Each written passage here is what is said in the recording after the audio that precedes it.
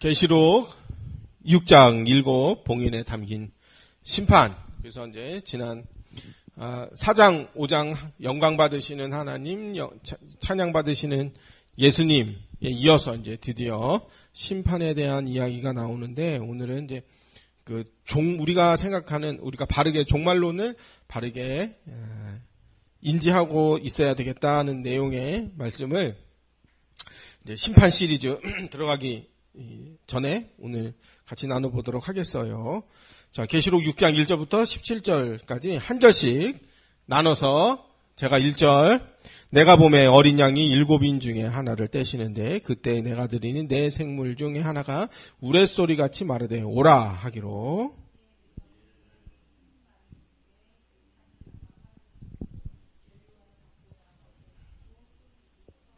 둘째 인을 떼실 때에 내가 드리니 둘째 생물이 마르되 오라 하니.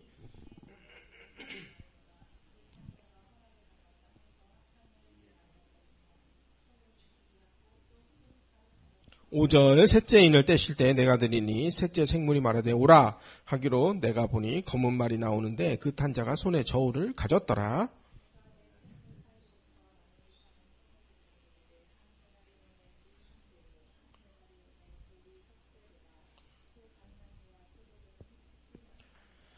넷째 인을 떼실 때 내가 넷째 생물의 음성을 들으니 말하되 오라 하기로.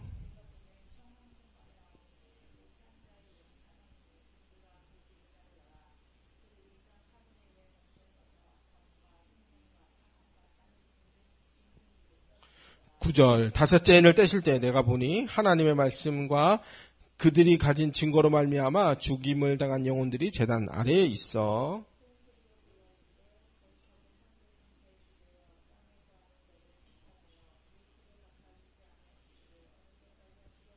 11절 각각 그들에게 흰 두루마기를 주시며 이르시되 아직 잠시 동안 쉬되 그들이 동무 종들과 형제들도 자기처럼 죽임을 당하여 그 수가 차기까지 하라 하시더라.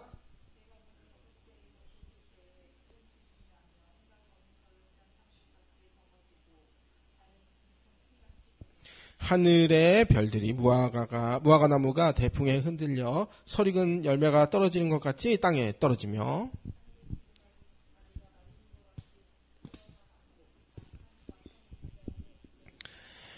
땅의 임금들과 왕족들과 장군들과 부자들과 강한 자들과 모든 종과 자유인이 굴과 산들의 바위 틈에 숨어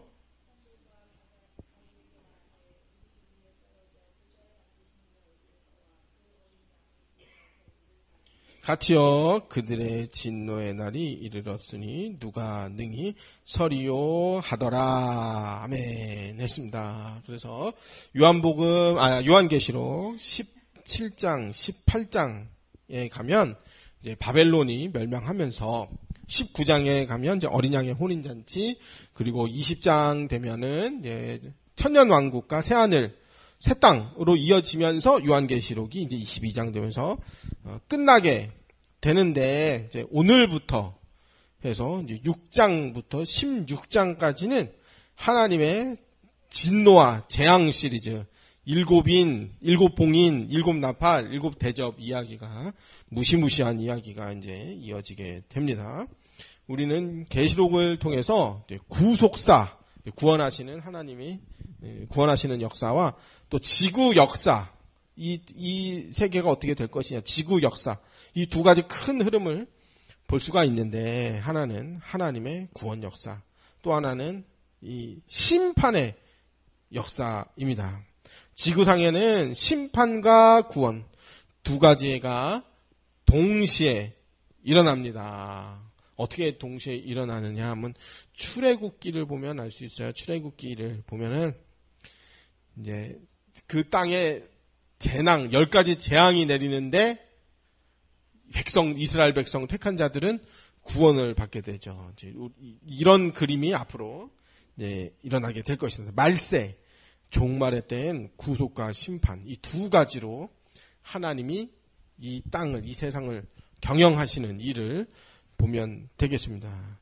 2010년도에 과거에 이제 혼자 앉아서 계속 책만 볼 때 요한계시록을 주석으로 그때 자세히 읽어봤는데 그때 읽은 그 저의 소감이 이거 지금 오늘날을 사는 내 얘기 같은데 이런 생각이 많이 들었었는데 지금 이제 다시 또 읽어보면서 이거 최근 주변에서 일어나는 이야기 같은데 그 멸망받을 자들이 절대로 회개하지 않더라 이런 표현들이 나오고요. 여기 주변 사람들 얘기 같으네. 이런 생각이 지금 많이 들고 있습니다. 일곱인, 일곱 나팔, 일곱 대접재앙에 대해서 해석이 가지각색입니다.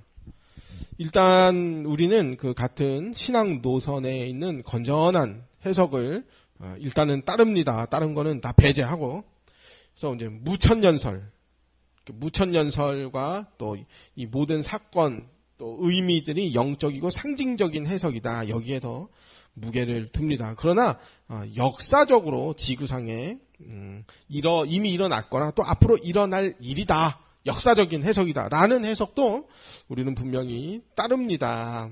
그런데 우리 같은 신앙 노선 안에서도 일곱인, 일곱 나팔, 일곱 대접, 그래서 인, 나팔, 대접에서 3, 그리고 7개씩 7, 그래서 3, 7, 21. 그래서 지구상에 21번의 큰 재앙이 앞으로 일어날 거다라고 해석하는 분들도 같은 신앙 노선 안에서도 분명히 있었죠. 같은 신앙 노선 안에서도 있습니다.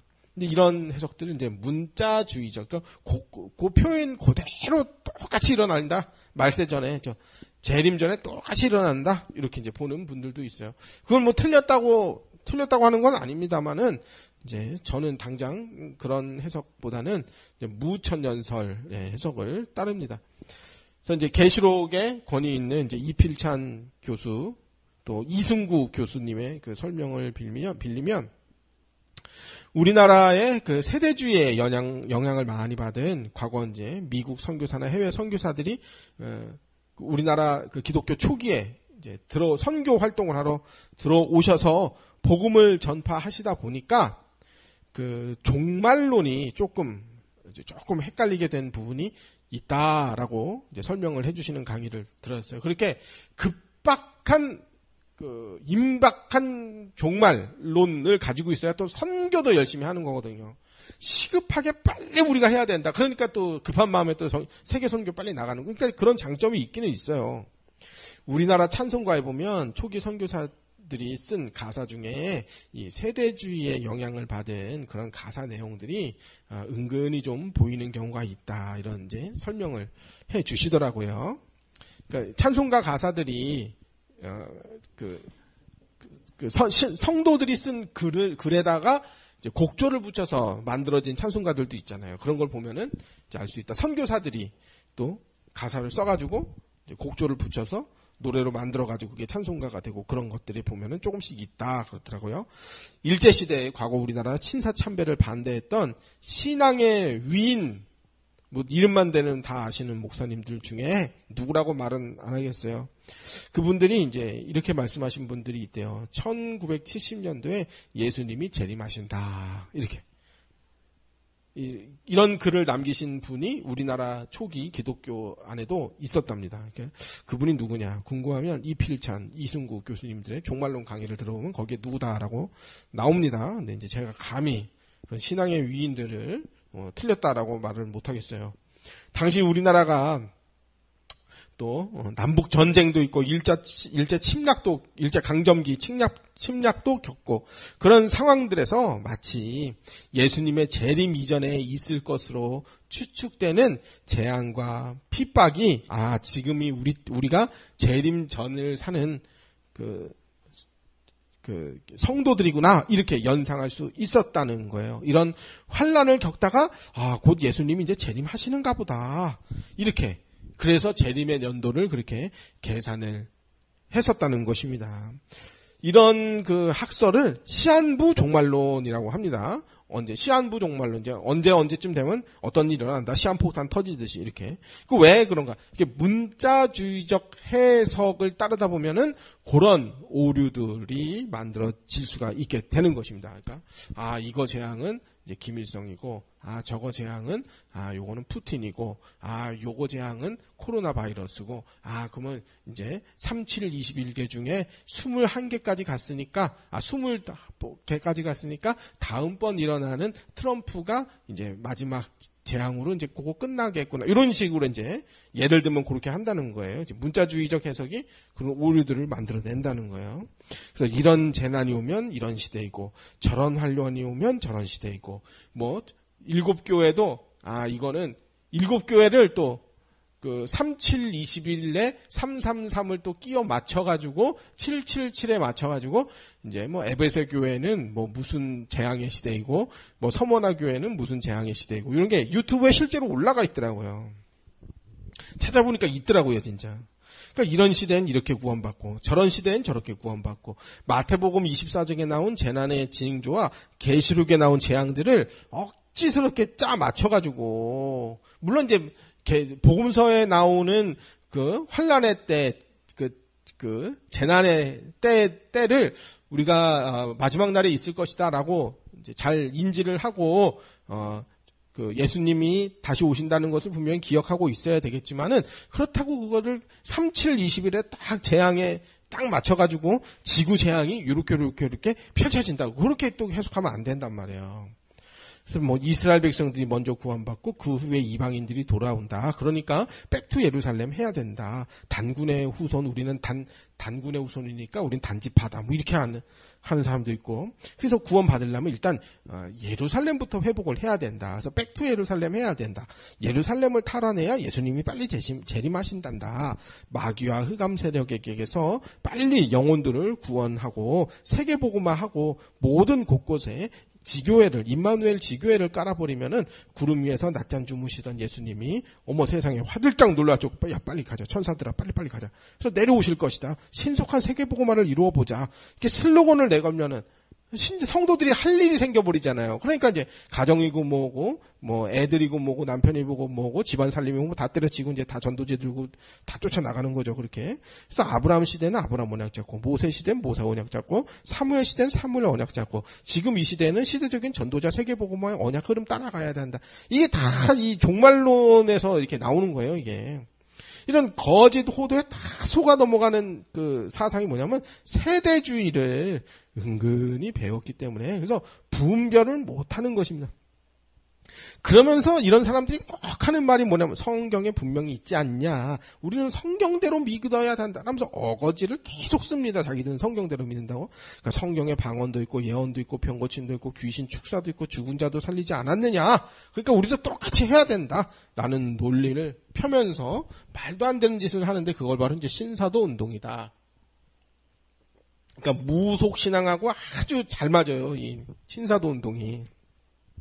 또 문자주의적 해석, 세대주의적 해석, 역사적 해석이 초기 기독교 신자들에게도 있었는데 초대교회 신자들에게도 있었는데 그 왜 그런가 하니까 초대교회 시절에는 극심한 궁핍과 재난과 환난과 핍박과 막 죽임과 뭐 톱으로 켜고 자기 자식이 그 죽임 당하는 거를 엄마가 보고 있는 거예요. 그 히브리서에 보면 있단 말이에요. 그런 내용들이. 그러니까 초대교회 성도들은 예수님이 그래서 조만간 재림하실 거라는 기대감이 컸다고 합니다. 그런 상황들이 마치 우리나라 남북전쟁과 일제강점기를 겪었던 우리나라 100년 전 성도들하고 비슷비슷하게 이렇게 맞아떨어지는 그런 부분이 있었다는 것입니다.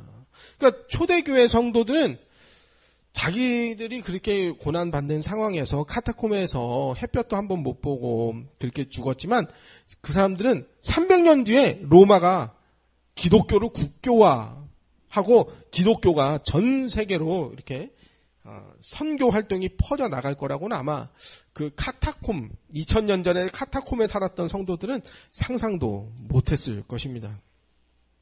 성경에는 예수님이 언제 다시 오실지 예수님 본인도 모른다고 하셨고 예수님은 신성으로는 안다. 근데 인성으로는 모른다. 그렇게 이제 얘기합니다. 성부 하나님만 아신다. 예수님이 그렇게 말씀하셨어요.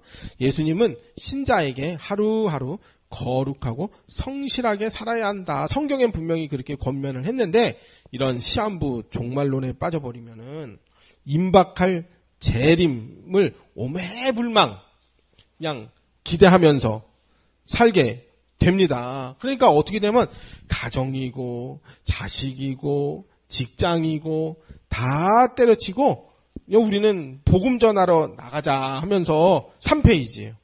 전도지 들고 그냥 놀이터로 다 뛰어나간다는 게 이게 시한부 종말론의 폐해가 되겠습니다. 근데 이게 극단적인 그 이단들일수록 이렇게 돼요. 그러니까 흑암 세력과 우리는 분리해서 살자. 그러니까 자기들끼리 타운 만들어가지고 이제 집단 생활하고 그렇게 된단 말이에요.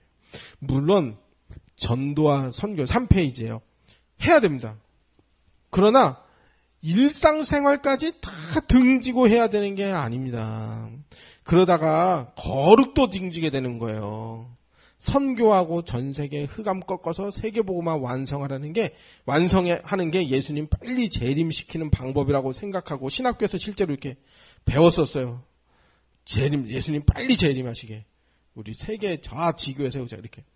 하나님 앞에 매우 이걸 기특한 신앙생활이라고 생각하고 하나님께 받은 은혜와 빚을 갚아드리는 방법이야말로 우리 하나님이 못다 이루신 세계복음화 우리가 다 하나님이 그냥 어느 누가 정신 차린 순서대로 빨리빨리 좀 나를 대신해서 좀 전도지 좀 놀이터에 빨리빨리 뿌려라 이렇게. 내가 이렇게 바로 기특한 신앙생활 이렇게 생각한단 말이에요. 은혜에 보답하는 최고의 방법이라고 생각하는 거예요. 그런 거를. 이런 사상을 가진 사람들에게는 오직 마귀는 그냥 전도만 못하게 한다 이렇게. 뭐 맞아요. 마귀가 전도 못하게 하고 교회를 핍박하는 거 맞아요. 근데 마귀가 하는 일이 오직 그것만 있는 건 아니거든요. 그러니까 그런 그 거짓 호도가 먹혀 들어가는 거예요. 그냥 교회만 사람만 많이 모이면 장땡이에요. 그냥. 그러니까 그러다가 이단에 빠지는 거예요.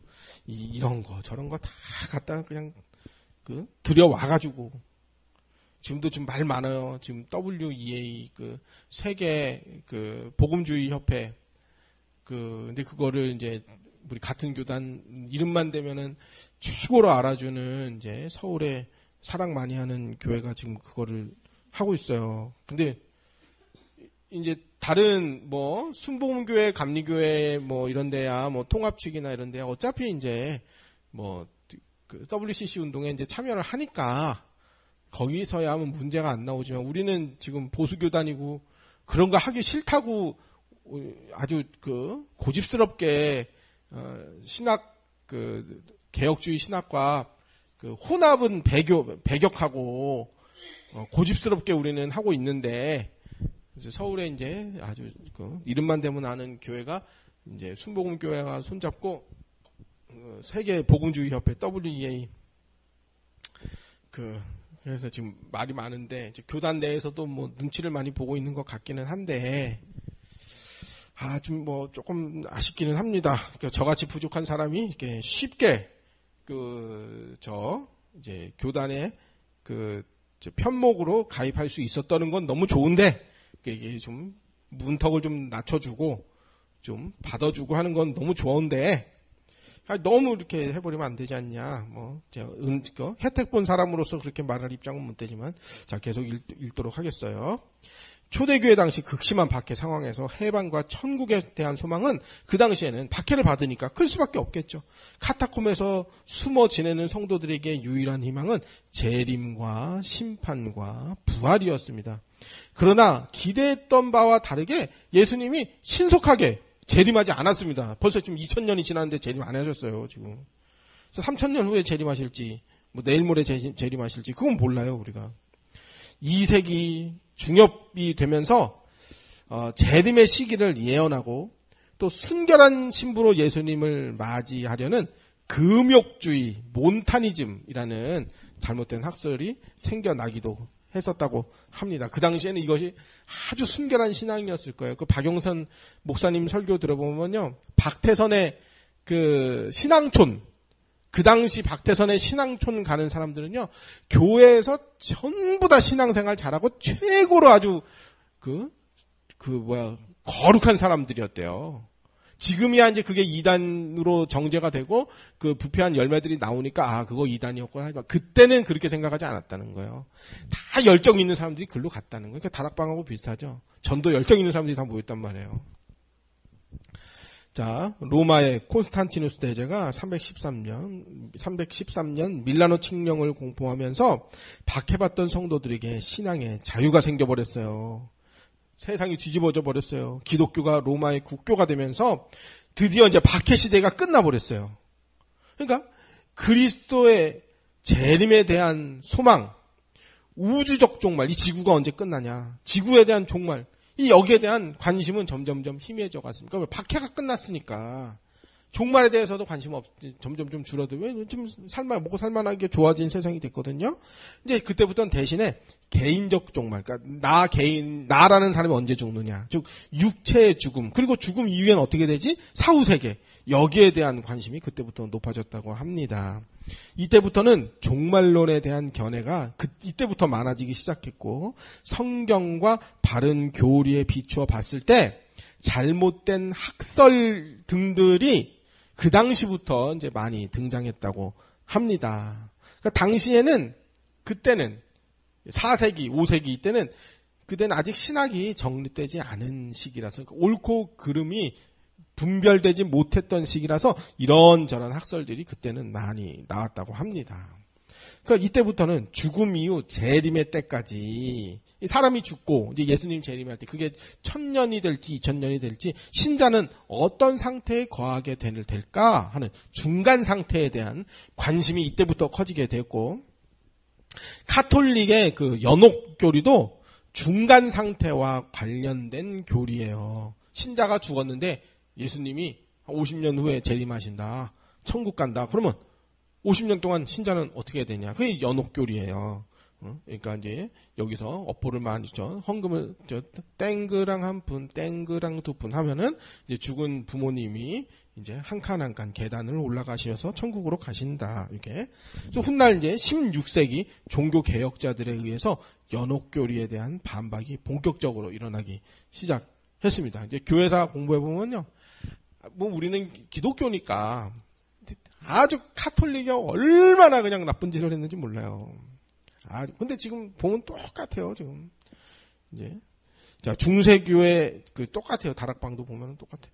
자, 중세교회 시기에는 천년 왕국설이 아직 정립되지 않았기 때문에 이거에 대해서 함부로 말 잘못했다가는 이단으로 정죄받기도 했었다고 합니다. 그럴 때 이제 계몽주의를 통해 인간의 이성이 부각되면서 자유주의가 발달하게 되었고, 종말론도 잘못된 경향으로 많이 흘러갔는데, 그리스도의 재림과 통치를 인간의 어떤 정신과 마음, 또 이성과 마음에서 일어나는 사건이라고 본다든지, 오늘 할인이가 차에서 물어봤어요. 천국은 하늘에 있는 거야? 그래서 아니, 하나님이 우리와 함께 하시면 우리가 지금은 천국이야, 이렇게. 그랬더니 할인이가 깜짝 놀라더라고. 세상에? 정말 그런 거야? 그렇게. 근데 그거를요, 천국이, 또, 삼천포로 빠지면, 그러니까, 새하늘 새 땅은요, 이 땅이 갱신되는 거지, 어떤 화성이나 목성이나, 달이나, 혹은 수금지와 모태 천해명이나, 어떤 또 다른 은하계나, 이런 데로, 장소가 옮겨가는 개념이 아니라, 이 땅이 완전히 새롭게 되는 것입니다. 그게 새하늘 새 땅입니다. 이 땅의 모든 인간들이 윤리적으로 도덕적으로 정결해진다는 상태를 천국이다라고 보는 견해도 있었어요. 그러니까 천국, 그러니까 어떤 천국, 새하늘 새 땅, 이걸 바라는 게 아니라 지금 이 땅에 사는 모든 사람들이 다 선해지고 바란 나라를 이렇게 되면은 그게 이제 천국 아니냐, 이렇게 주장을 했던 사람, 이제 리츠, 하르낙 이런 사람들이. 그러면서 이제 성경에 있는 종말이 실제 이 땅에 도래할 것이라는 견해는 퇴보한 사상이라고 그 당시에는, 중세 시대에는 치부하기도 했다고 합니다. 진화론이 발달하고 학문과 과학이 발달하면서 성경보다 이성에 더 비중을 두면서 점점 신학이 세속화되어져 갔고, 종말론은 미래적인 내용이기보다는 현세적인 입장에서 적용해야 해석하려는 주장이 나왔었다고 합니다. 그러니까 이 땅에서 잘 먹고 잘 살고 그렇게 되면요, 이 땅 현세적인 현세 천국만 바라보게 되거든요. 그러니까 이제 아직 그만 3000% 빠지지 말고. 지금 개혁 신학에서 지지를 받는 지금 우리가 따르는 무천년설. 무천년설은 현천년설이에요. 현재 성령이 통치하신, 예수님이 성령으로 통치하시는 기간, 교회 시대라고 하거든요. 지금이 천년 왕국이다. 그래서 문자적으로 1705년부터 2705년 이런 식으로 그 기간적 천년이 아니라 현재 예수님이 통치하시는 교회 시대를 천년 왕국이다. 그래서 이 천년이 이제 예수님 부활 승천하셔서 하늘 보좌 위에서 재위하셔서 보좌에 앉으셔서 이제 재림하시는 날이 5000년이 될지 6000년이 될지 아니면 내일 모레가 될지 그 기간을 재림하실 때까지를 천년 왕국이라고 보는 게 이제 무천년설이라고 하는데 그걸 이제 현천년설이라고도 할 수 있어요. 무천년설에 큰 영향을 끼친 19세기 네덜란드 게알더스 보스, 우리 가장 이제 따르는 이제 신학 사상이죠. 게알더스 보스는 그러니까 지금 우리 개혁 신학은요, 칼빈 신학을 중심으로 또 네덜란드 화란의 게알더스 보스, 또 헤르만 바빙크 이런 이제 리델 보스 이런 분들의 이제 신학 사상을 많이 따라요. 그리고 청교도 신학하고 현재 이만 하나님 나라와 미래에 도래할 하나님의 나라를 게알더스 보스 때 이제 설명을 했고, 그래서 종말은 그리스도의 초림과 그리스도의 재림 사이의 개념이다. 요게 이제 그 무천년설입니다. 그래서 오스카 쿨만, 안토니 후쿠마 같은 사람이 이미 시작된 나라, 아직 완성되지 못한 하나님의 나라, 우리는 그 완성된 하나님의 나라를 바라본다. 이 개념을 정리를 했습니다. 그래서 무천년설 혹은 현천년설은 부활하신 예수님이 성령으로 지금 통치하고 다스리시며 교회가 복음을 힘있게 전파하고 마귀의 권세가 현저히 줄어든 현재를 천년 왕국으로 보는 견해입니다. 그래서 천년이 실제로 그 시간적 천년이 아니라 상징적 천년, 왕이 다스리는 기간으로 보는 거예요. 예수님이 다스리시는 하나님의 나라가 이 땅에 도래했다라는 개념이 바로 이제 지금 우리가 따르는 무천년설의 개념이 되겠어요. 그래서 무천년설의 가장 큰 핵심은 성령으로 통치하신다. 성령이 지금 예수님의 무한히 보내시는 예수님의 영이신 성령이 통치하신다. 우리에게 임했어요. 그러면 예수님이 우리를 쳐들어와요. 어떻게 쳐들어와요? 성령으로 쳐들어와서 우리 속에는 옛사람을 다 죽여버리는 거예요. 그래서 죄를 죽이고 죄악된 본성을 눌러놓고 자범죄를 짓지 못하도록 우리 마음에 율법으로 간섭하시고, 그래서 이제 그 개념이 없는 게 이제 다락방의 삼중직에는 그 개념이 없으니까 자범죄를 다스릴 수 있는 성령이 없죠. 자, 더 빠지지 말고 자유주의 진영에는 몰트만의 서적 희망의 신학에서 종말은 천국이 아니라 지상에서 하나님의 공의를 실현하는 노력하는 투쟁이다. 정치신학, 민중신학, 남녀평등, 인종 간의 평등, 또 실천이 천국이라는 주장을 펼치는 이제 자유주의에서는 가만히 생각해 보면 과거 전도운동단체에서도 이렇게 비슷하게 이 땅에서의 누림의 상태를 최종 목표로 하는 성도들이 많이 있었던 것 같습니다. 이러면서 우리나라에도 종말론 이단이 많이 나왔는데 시한부 종말론을 주장했던 이장님의 다미선 교회, 저 이게 기억나요. 지금도 저 초등학교 5학년 때 그날 밤에 예수님 재림한다고. 그리고 지금은 또 이만희를 따르는 신도들이 이만희를 통해서 이 땅이 그 이만희를 실상을 펼쳐낸다는. 그래서 이만희는 계시록만 봐요. 계시록. 그래서 나머지는 다 실상을 펼쳐내는 그 활용 도구들이 이제 나머지 성경 66권 중에 66번째 계시록만 실상이고 나머지는 이제 인용 구절만 갖다 쓰는 거예요. 그래서 그거는 별로 안 중요해. 계시록만 중요해. 계시록만. 그래서 이 계시록 가지고 온갖 난도질을 다 쳐놨어요. 이만희가. 그러니까 이 통일교의 원리 강론으로부터 시작돼서 온갖 이만희 나왔죠. 걔 누구야? 걔 우리 아파트 앞에 걔 누구죠? 하나님의 교회 안상홍, 장길자, 그리고 원리강론에서 JMS도 거기서 나오고 통일교도 나오고 뭐 다 그렇게 나오는 거거든요. 그러니까 이 거짓된 교리는 가지고 있어요. 그리고 거짓된 교리에 세뇌된 성도들은 끌고 가요. 그러면서 서로 고소 고발도 이단들끼리. 나중에 이제 다락방에서 일어날 일이라고 저는 개인적으로 생각합니다. 뭐 안 그럴 수도 있겠지만은요.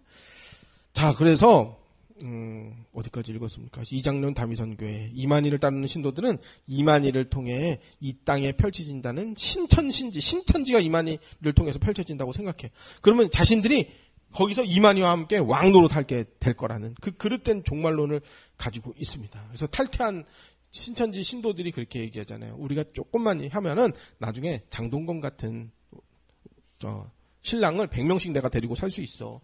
그 기대감으로 산다고 하잖아요. 그러니까 망상에 빠지는 거예요. 망상에. 그 잘못된 망상 속에 사는 거예요. 가스라이팅 되니까. 이단 교주한테 잘못된 세뇌된 교육을 받으니까 망상 속에 혼자 빠져서 사는 거예요.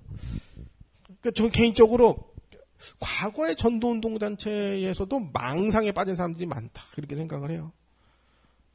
그 그리스도, 성경과 다른, 바알 같은 그리스도를 자기들이 이렇게 누린다고 생각을 하고 있는 것 같아요. 지금도 그런 설교들 막 한단 말이에요. 내가 이렇게 하면은 천사들이 동원된다. 막 이렇게 말하는 사람들. 지금도 있어요. 그 영상 캡처해놨어요. 여태까지 저런 소리를 하는구나. 망상에 빠졌구나. 왜 나도 옛날에 그랬거든요. 무당집 지나가면서 내 혼자 전도 캠프 한다고 혼자서 이 상상 속에 있는 거예요. 어떻게 상상을 하냐. 무당집이 옆을 지나가요. 그러면서 내가 이 천사들을 폭격기처럼 좀 무당집에다가 날려버려가지고 그러면 그 무당집이 무당이 확 그 안에 있는 귀신들이 확 다 그 상상을 하는 거예요. 혼자서. 그 진짜 무당집이요. 진짜 없어졌어요. 확장 이전했어요. 나중에 보니까 확장 이전했더라고요. 진짜 내가 꺾었더니 진짜 그렇게 됐는 줄 알았더니 확장 이전했더라고요. 그러니까 망상이에요. 그게 망상. 그런 망상을 가지고 살아요. 그러니까 이게 이단의 그 교리에 빠지면 그렇게 망상 환자들이 되는 거예요. 그러니까 그리고 또 그렇게 잘못된 종말론을 가지고 있어요. 사망을 존재 멸절이라고 여기는 왕국회관의 종말론, 여호와의 증인, 이런 잘못된 종말론들을 그들은 다 가지고 있습니다. 이단들의 특징 중에는 그들만이 가진 배타성이 있어요.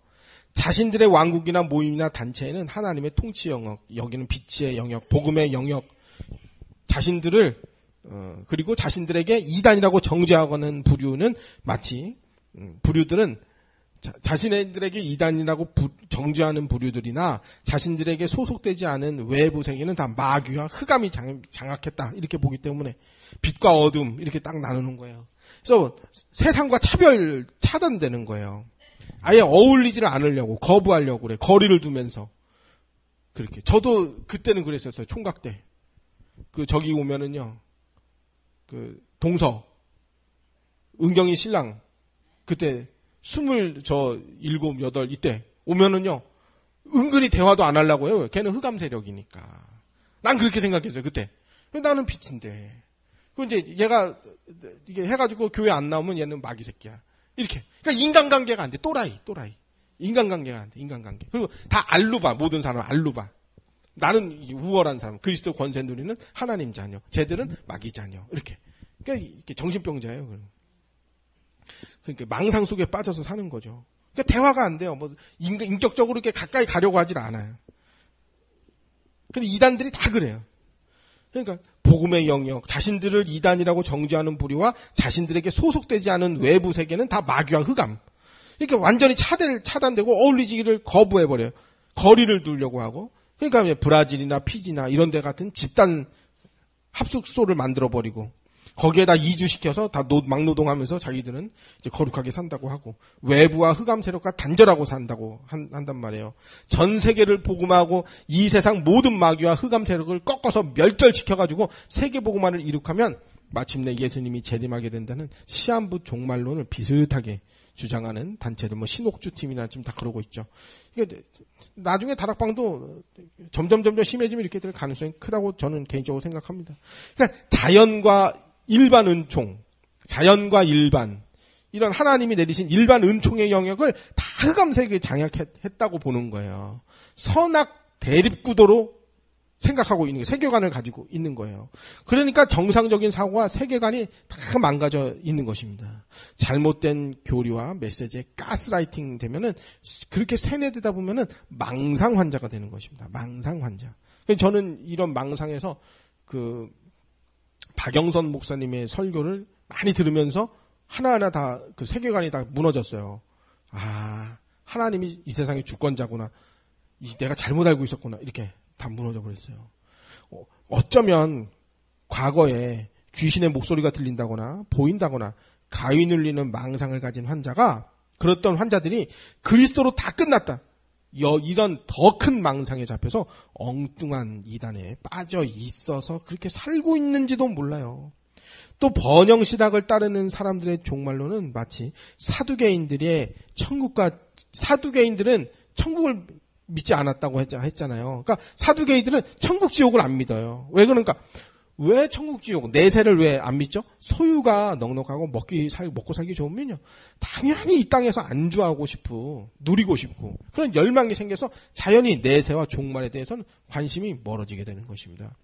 천국을 소망하기보다는 이 땅에서 부흥과 성공을 위한 복음 전파하는데, 복음을 전파한다는 게 그 목적이 이 땅에서 자기 막 누리려고, 성공해보려고, 나 이렇게 잘난 사람이야, 나 이렇게 대단한 목회해. 그 바알 신앙이에요, 그게.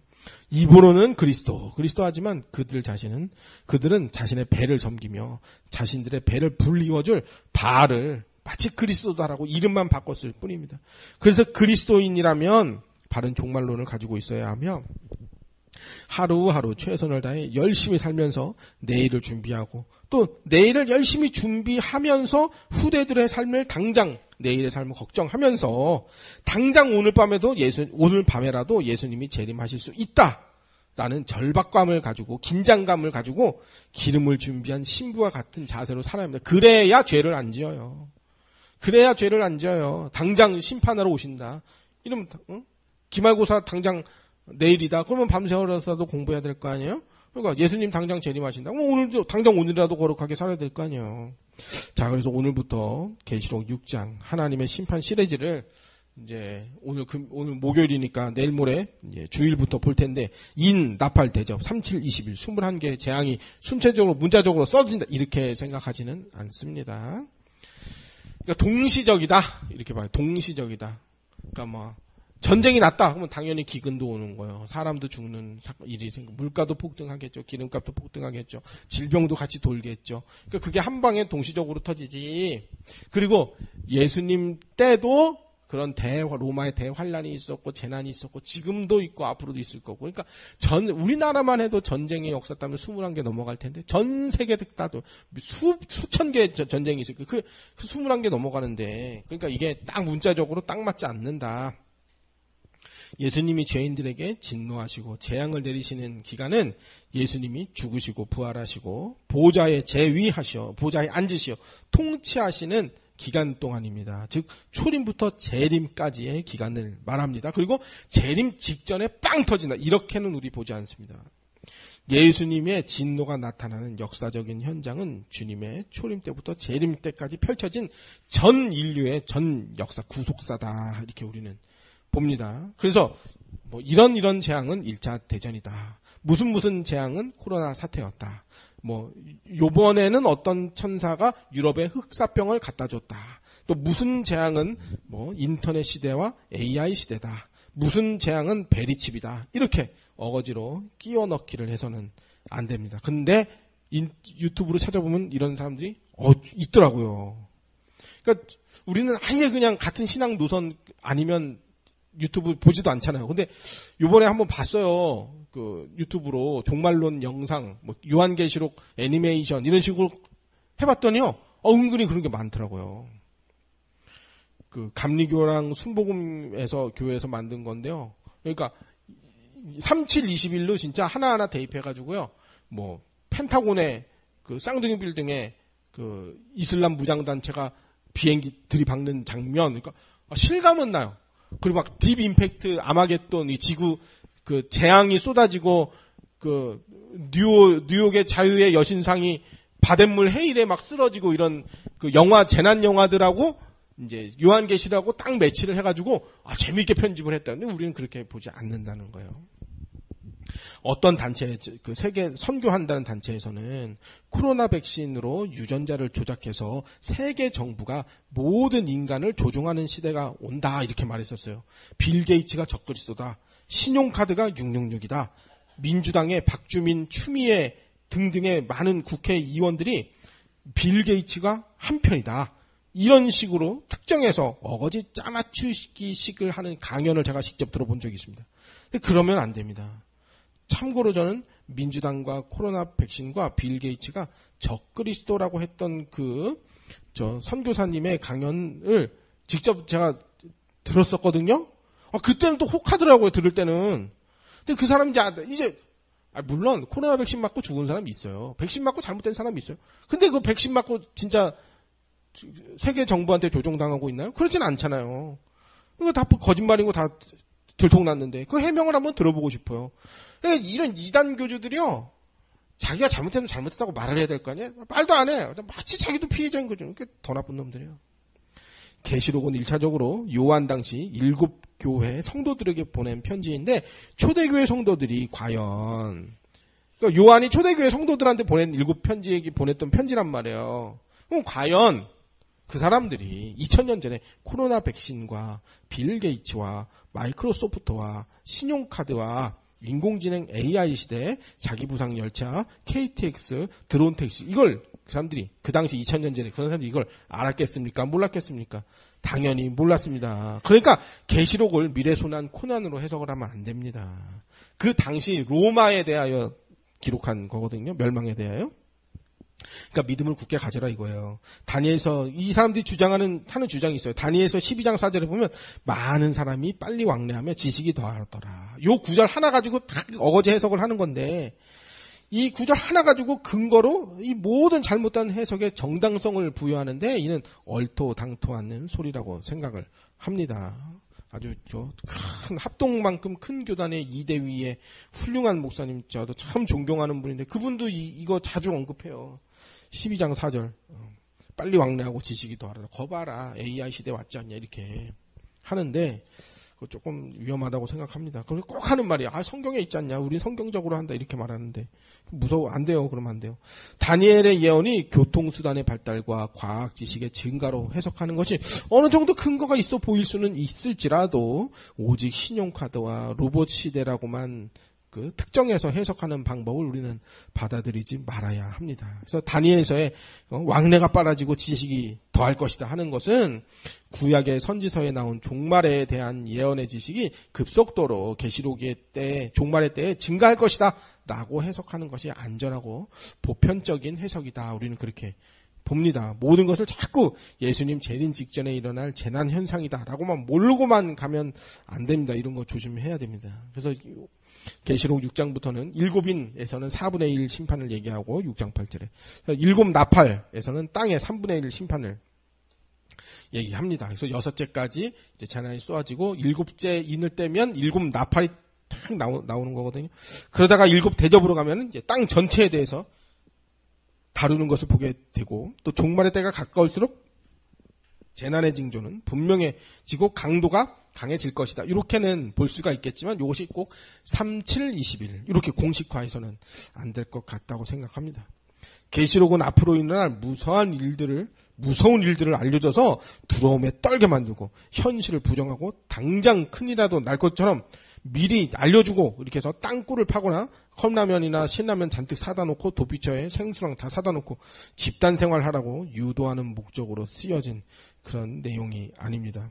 오늘 하루 현실을 사는 성도들이 죄악과 마귀와 적그리스도의 미혹과 바벨론의 화려한 유혹들을 뒤로하고 거룩과 정결을 위해 최선을 다하는 이기는 자가 되라. 이게 바로 계시록의 목적이 되겠습니다.